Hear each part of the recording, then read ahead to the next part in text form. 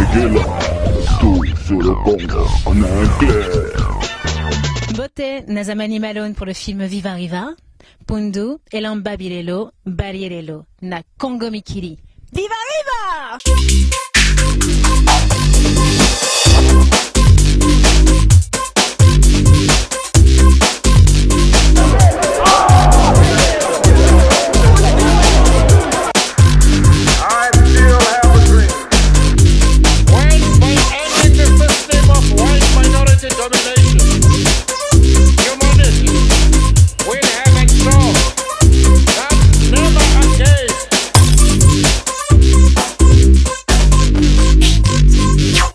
Bonjour, on accuse le peuple congolais d'être généralement amorphe, on dit qu'il ne s'est pas manifesté.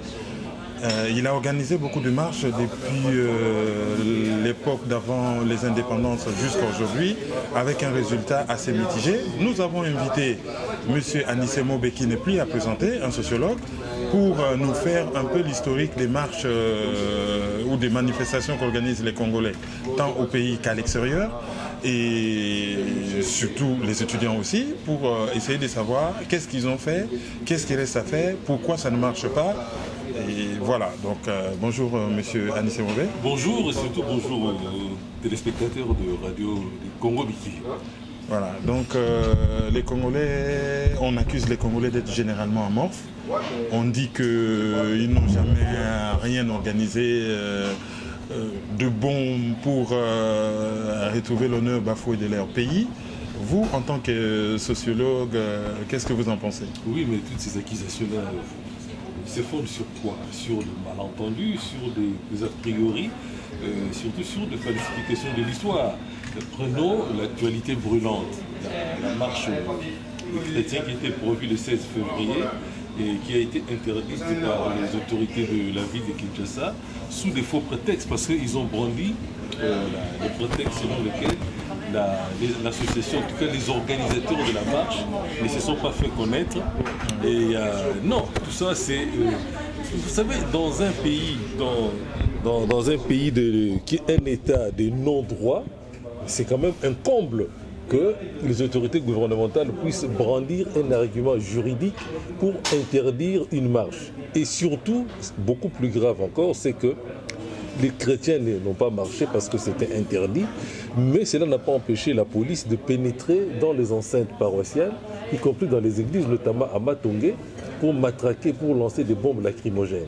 Donc, l'actualité brûlante contredit totalement toutes les accusations, les allégations selon lesquelles les Congolais sont des amorphes. Ils ne sont pas amorphes, parce que le 16 février 1992, il y avait déjà eu une marche de l'espoir des chrétiens pour demander la reprise des travaux de la conférence nationale souveraine. Et donc, par conséquent, puis, vous avez évoqué les étudiants, donc on pourra en parler une autre fois. Donc, il est erroné, il est faux, il est inexact de considérer, d'accuser les Congolais d'être des amorphes. Non, ils ont toujours été courageux, mais sauf que face à des pouvoirs sûrs d'eux-mêmes parce que soutenus de l'étranger, évidemment, le peuple est démuni face à la répression souvent sanglante des manifestations pacifiques. Alors faisons un petit retour en arrière et voir sur le plan historique d'où remontent les premières manifestations connues des Congolais. Ah, et quand vous dites remontons l'histoire, ça dépend jusqu'à quelle époque, hein? Mettons pendant la colonisation, moins allons vers les années 50 à peu près. Mettons, non, allons plutôt vers les années 40, au début de la Deuxième Guerre mondiale. Bon, alors, au début de la Deuxième Guerre mondiale, déjà dans la période de l'entre-deux-guerres, hein, entre la fin de la Première Guerre mondiale et la Deuxième Guerre mondiale, il faut signaler tout de même des révoltes de population, par exemple le Bapende, hein, dans les années 1930. Et à l'époque, l'administration belge était tellement désemparée qu'elle a accusé même des pères jésuites d'être derrière les populations Bapende qui s'étaient révoltées. Parce que tout simplement, cette région, sur le plan l'organisation ecclésiastique avait été attribué. C'était un vicariat dirigé par le père jésuite. En réalité, les Bapénés s'étaient révoltés compte tenu des conditions de travail médiocres dans les plantations Unilever. Les travailleurs agricoles étaient surexploités et mal payés. Bon, il ne faut pas non plus oublier que ce n'est que vers la fin des années 1940 que nous aurons des syndicats. Alors, il y a la révolte des Bapéndé donc, dans les Kouilou, au Bandundu, mais il y a aussi la révolte de Massissi, à l'est là-bas. Ça, c'était en pleine Deuxième Guerre mondiale. Et cette révolte aujourd'hui, les rapports de la sûreté coloniale indiquent que les forces, les soldats qui ont réprimé, qui ont mené les opérations militaires pour mater cette révolte, les opérations ont été menées dans des conditions irrégulières. Et enfin, en pleine Deuxième Guerre mondiale, il y a la révolte des ouvriers de la Gécamine. Quelques jours auparavant, ce sont des ouvriers, des employés européens qui se sont mis en grève pour réclamer de meilleurs salaires. Ils ont obtenu gain de cause, mais lorsque quelques jours après, les travailleurs congolais se mettent en grève, l'armée réprime. Donc c'est pour vous dire que, aussi loin qu'on remonte dans l'histoire sociale et politique du Congo, on retrouve des populations qui ne sont pas des gens amorphes. Au contraire, qui ont toujours refusé le joug colonial et qui, au lendemain de l'indépendance aussi, refusent toute forme d'exploitation, de domination. Ça n'est le cas aussi aujourd'hui avec cette marche des chrétiens qui a été projetée pour le 16 février. C'était en même temps aussi l'occasion d'honorer ceux des Congolais qui ont été sauvagement fauchés par la soldatesque moboutiste le 16 février 1992. Le jour de mon anniversaire.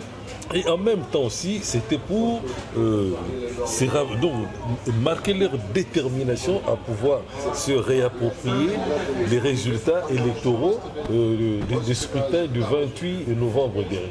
Donc, avant les indépendances, le 4 janvier 1959, les Congolais se révoltent, ce qui aboutit à l'indépendance. Exactement. Mais après, juste après les indépendances, qu'est-ce qu'il y a eu encore comme révolte à mettre au crédit des Congolais?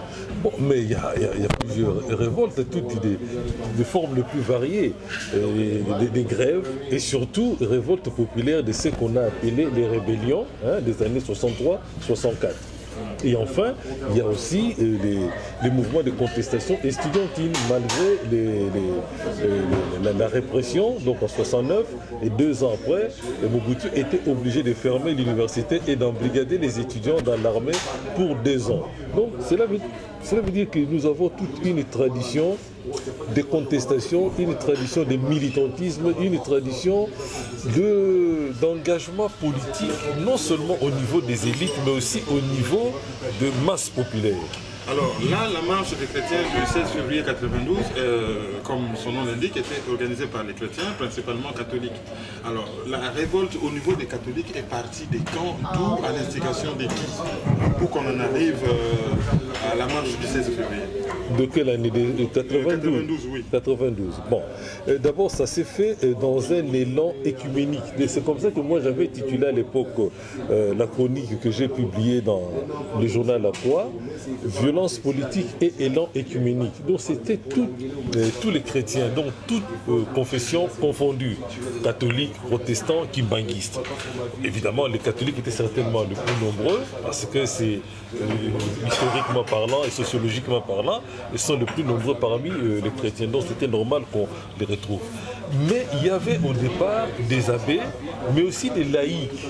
Par exemple, M. l'abbé Joseph Mpoundou, qu'on retrouve encore aujourd'hui, faisait partie du groupe Amos, qui était un groupe de réflexion réunissant des chrétiens, laïcs et ecclésiastiques, notamment parmi les laïcs, un des plus assidus, un des plus militants, des plus engagés, c'était le professeur Thierry Land. Donc, et puis, le groupe Amos organisait des sessions de formation, publiait des brochures pour non pas éduquer comme on dit, mais pour que les Congolais prennent de plus en plus conscience qu'un citoyen, c'est celui qui a fait de la politique d'une manière avisée, d'une manière éclairée, aussi bien en tant qu'électeur qu'en tant qu'élu. C'est comme ça que le groupe Amos a publié des brochures, par exemple, qu'est-ce qu'un parti politique, qu'est-ce qu'une élection, qu'est-ce qu'est la démocratie. Donc c'était vraiment dans un la dimension didactique, pédagogique était très soulignée dans les publications du groupe Amos. Ce qui en même temps aussi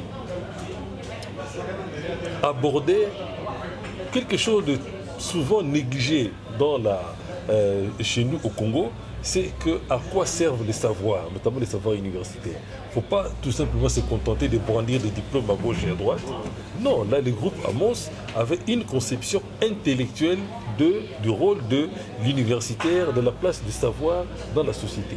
Donc, au lieu de faire des brochures, des livres savants qui ne s'adressent qu'aux universitaires, non, eux, ils rédigeaient et publiaient des brochures qui s'adressent à l'ensemble de la société, aussi bien des grands érudits que ceux qui n'ont pas fait des études très poussées, mais qui n'en restent pas moins de citoyens et de citoyens, c'est-à-dire des esprits éclairés qui doivent faire de la politique d'une manière lucide. Alors, le 16 février, la marche est organisée et réprimée dans le sang. Oui. Qu'est-ce qui s'est passé après? Il n'y a pas eu de suite judiciaire, il n'y a eu rien du tout. Qu'est-ce qui s'est passé après pour qu'on ait ces longs silences depuis 1992 jusqu'en 2012? Non, il n'y a pas eu un long silence parce que la marche du 16 février, qui a été réprimée dans le sang, a débouché sur la reprise des travaux de la conférence nationale qui s'est proclamée conférence nationale souveraine. Rappelez-vous qu'à l'époque, Mobutu et même l'opposition ne voulaient qu'une espèce de conférence constitutionnelle. C'est le peuple congolais, le peuple, c'est-à-dire les citoyens, non pas une masse qu'on manipule, mais communauté politique des citoyens, qui a imposé que la conférence nationale soit une conférence souveraine. Donc on ne peut pas dire qu'il y ait eu un long silence. Non, tout simplement, les résultats de la conférence nationale ou l'issue de la conférence nationale ont été dévoyés par les régimes en place, notamment parce qu'il était soutenu de l'étranger, et ensuite parce que sur place, les régimes disposant des ressources financières quasi illimitées, en a profité pour corrompre certains leaders de l'opposition, et finalement la conférence nationale a été dévoyée. Mais il n'en reste pas moins vrai que le travail accompli par la société civile, accompli par aussi une fraction de l'intelligentsia congolaise qui voulait absolument que les intellectuels en cet instant historique du Congo jouent un rôle qui soit à la hauteur des enjeux à Paris au moment de la décolonisation, où là aussi les intellectuels, notamment des groupes de conscience africains et de la BACO, ont joué un rôle prépondérant. Alors, nous sommes maintenant en 2012, les chrétiens organisent une manifestation pour se remémorer ce qui s'est passé en 1992, mais aussi pour réclamer la vérité des urnes. Mais on a comme l'impression qu'il y avait un discours contradictoire entre les prêtres et ceux qui pilotaient l'organisation. Comment analysez-vous cette dichotomie? Oh, il n'y a pas de dichotomie, hein. Ce sont les divergences entre une partie ou ce qui peut être perçu comme des divergences au niveau du clergé. Ce n'est que le reflet de contradictions de la société congolaise, de toute société. Ça, c'est un. Deuxièmement, il y a évidemment dans les hauts clergés, il y a certains comportements des classes qu'on ne peut pas nier. Bon, évidemment, il y a il y a eu des interventions de certains ecclésiastiques minoritaires, hein, il faut quand même le souligner, qui étaient fondées beaucoup plus sur des solidarités ethniques, même régionalistes, plutôt que sur des considérations d'intérêt général, d'intérêt de population congolaise. Vous pensez aux prêtres du Katanga? Je ne vise certains prêtres du Katanga. Il ne faut pas stigmatiser telle ou telle catégorie de prêtres, de telle ou telle catégorie de personnes. Ce sont des comportements qu'il faut analyser. Parce qu'en 1992 aussi, au moment de la marche du 16 février, il y a eu aussi des contradictions au niveau du clergé.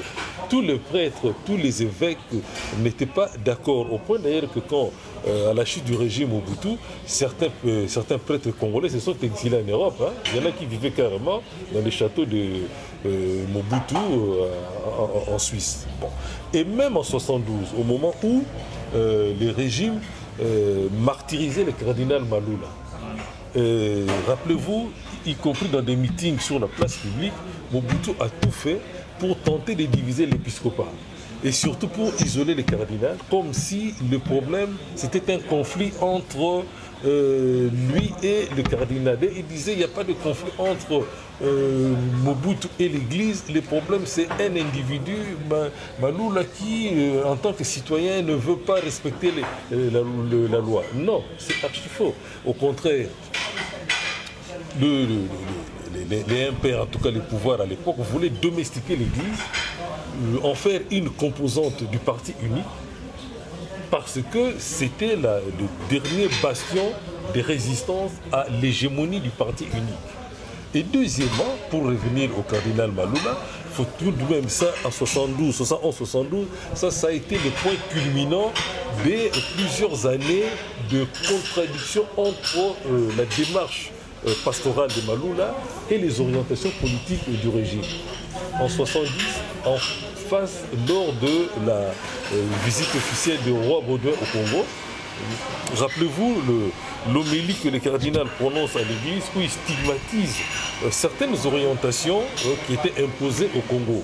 Au point d'ailleurs que les gens se sont rendus compte que et les tons, et les styles, et le contenu, le fond de la pensée des cardinals étaient beaucoup plus virulents que les discours prononcés par Lumumba en 1960. Ça c'est en 70. Mais bien avant, Mobutu et Maloula se sont affrontés autour de la justice sociale. Maloula prônait publiquement la justice sociale. Mobutu, pour masquer les injustices de son et du système qu'il imposait aux Congolais, parlait lui de justice distributive, ce qui était archi faux. Et puis en 69 évidemment, il y a eu aussi affrontement au moment du massacre des étudiants dans les rues de Kinshasa le 4 juin. Bref, donc en 60, quand nous arrivons en 72, le cardinal est chassé de sa résidence, brutalement chassé de sa résidence par les éléments de la JMP, et la résidence est transformée en quartier général de la JMP. Sur le boulevard Saint-Louis. Bon, sur le boulevard Saint-Louis, juste en face du stade. Heureusement que certains officiers de l'armée avaient envoyé un peloton de gendarmes pour protéger les cardinals. Et beaucoup d'officiers étaient en désaccord avec Mobutu face à cette histoire. Et c'est comme ça que quand Mobutu est rentré de Suisse, quelques mois plus tard, plusieurs officiers ont été mis brutalement à la retraite. La plupart de ceux qui ont fait le coup d'État. À part peut-être Maciel qui est resté Nsinga, général Nsinga qui a été nommé des commandants de la gendarmerie. On a fusionné gendarmerie et police. En réalité, les officiers avaient même demandé au cardinal de ne pas aller, puisque le cardinal était contraint à l'exil à Rome. Les officiers lui ont demandé de ne pas aller à Rome, de rester à Kinshasa, d'attendre l'arrivée de Mobutu et qu'eux-mêmes, ils allaient lui accorder une protection le jour du meeting. Le cardinal a préféré l'apaisement, il est parti. Donc, si bien qu'aujourd'hui, nous, on se rend compte que le pouvoir actuel recycle le même schéma qu'en 92. On essaye de stigmatiser, de personnaliser le problème autour soit du cardinal Monsengo, soit autour de certains abbés, notamment Abbé Mpundu, accusés de mener subversion en 92. Non, tout simplement, les pouvoirs ne s'attendaient pas à une telle résistance de la part des citoyens congolais. Et je pense que là, comme je l'avais écrit dès novembre dans le site de l'Express, le pouvoir craignait de tomber dans son propre piège. Je crois qu'il est tombé dans ce piège-là, puisqu'il y a 2 mois que le président a prêté serment, mais rien ne s'est passé. La question que j'ai envie de vous poser, c'est si vous étiez prêtre, par exemple, que répondriez-vous à l'argument qui consiste à dire les prêtres ne font pas de la politique, ça ne les concerne pas, qu'ils continuent à prêcher dans les églises au lieu de parler politique. Quel argument opposeriez-vous à ceux qui disent cela? D'abord, que veut dire que quand vous dites, c'est un slogan, on dit voilà les prêtres, l'église ne fait pas de la politique. Ça veut dire quoi? Quand on voit par exemple chez nous, le pouvoir actuel utilisait certains groupes religieux, c'est-à-dire les sectes, les églises de réveil, comme lieu de propagande pour le pouvoir, comme lieu de glorification du Reich, comme on l'appelle communément chez nous. Non. c'est le pouvoir qui veut utiliser les églises, notamment du Réveil et d'autres groupes de prière, pour faire de la politique, pour sa propagande. Deuxièmement, depuis l'aube de la colonisation, l'Église catholique chez nous a toujours été partie prenante déjà de l'expansion coloniale. Et au moment sous le régime du roi Léopold II, d'État indépendant du Congo, des missionnaires protestants ont souvent dénoncé les exactions, les atrocités commises par les agents de l'État indépendant du Congo contre les populations congolaises.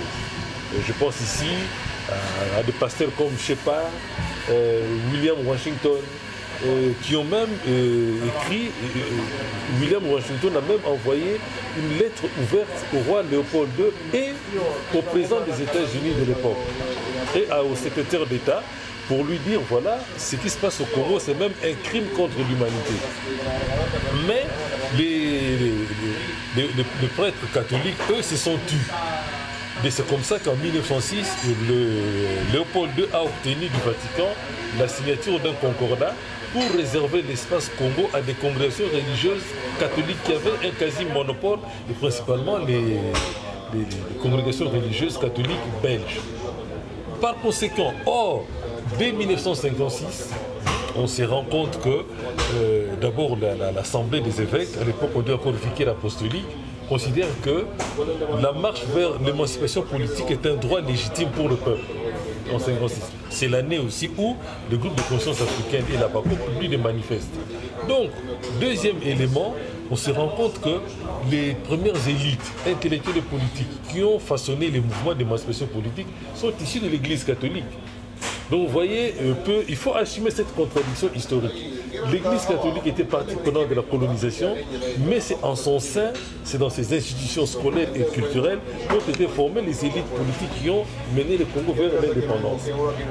Et donc aujourd'hui, le rôle de cette Église dans la société congolaise ne peut se définir que par un engagement total, actif et lucide des ecclésiastiques aux côtés des plus démunis qui cherchent à faire valoir, à construire au Congo une société de justice, une société de liberté. Et ce qui veut dire que les ecclésiastiques doivent renoncer à beaucoup de privilèges. Être vraiment humble, c'est le rôle prophétique qu'appelait de ses voeux l'abbé Mpundu, pour que l'Église du Congo soit une Église du Concile Vatican II, ouverte, une Église dans le monde de ces temps, comme l'avait défini le document du Concile Vatican II, Gaudium et Spes, donc joie et espoir. Alors pour clôturer cette émission, la dernière question c'est comment voyez-vous l'avenir? Après la répression du 16 février dernier, on a comme l'impression que l'Église est à genoux. Comment voyez-vous l'avenir? Non. L'Église ne sera jamais à genoux et il faut s'employer pour que l'Église ne soit pas à genoux. Parce que si l'Église est à genoux, c'est toute la société congolaise qui risque d'être à genoux. Nous n'avons pas vocation, nous Congolais, à être à genoux devant qui que ce soit. Nous n'avons pas été à genoux devant le colonisateur belge. Nous n'avons pas été à genoux devant un régime aussi répressif que celui de Mobutu puissamment soutenu. Je ne vois pas pourquoi nous devons être à genoux devant un pouvoir qui tire sa légitimité. Il ne faut pas oublier que le pouvoir actuel est un succédané du régime que nous a imposé l'AFDL, c'est-à-dire le Rwanda, l'Ouganda et certains États sous-régionaux. Donc nous n'avons jamais été, nous n'avons pas vocation à être à genoux devant un tel pouvoir. Et c'est parce qu'il fallait absolument que ce pouvoir, que le Congo soit toujours dirigé par un pouvoir qui soit redevable au Rwanda, à l'Ouganda et aux trusts miniers internationaux, que les résultats du scrutin de novembre 2011 ont été confisqués. Voilà, donc nous vous remercions beaucoup d'avoir été des nôtres pour nous éclairer sur ces sujets-là. Dans quelques jours, ou même tout de suite là, vous allez nous faire aussi l'historique des révoltes estudiantines au Congo, parce que les étudiants sont ceux qui se sont aussi révoltés le plus et qui ont payé le plus lourd tribut. Et on en profite pour remercier tous ceux qui nous ont aidés à préparer cette émission. Nous disons merci à Christian Mbonze et Londo à Londres, à Ornella et Jarmaï Chiswaka à Londres, ainsi qu'à Nathalie Birda Bapembe à Johannesburg. Merci, au revoir.